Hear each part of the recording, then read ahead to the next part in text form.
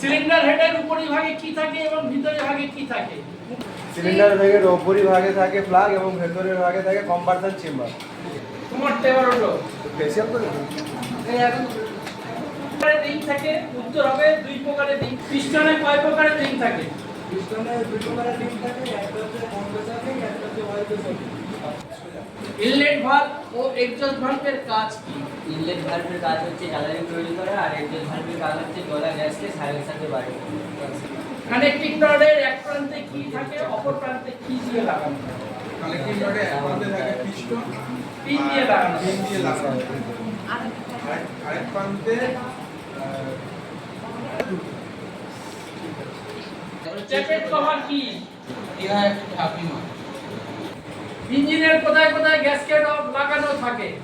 ইঞ্জিনের চার জায়গায় থাকে। এটা হচ্ছে ট্যাপের গ্যাসকেট, ট্যাপের কভার গ্যাসকেট, মনিফোল্ড গ্যাসকেট, আর হচ্ছে হেড গ্যাসকেট, আর একটা হচ্ছে অয়েল চেম্বার গ্যাসকেট।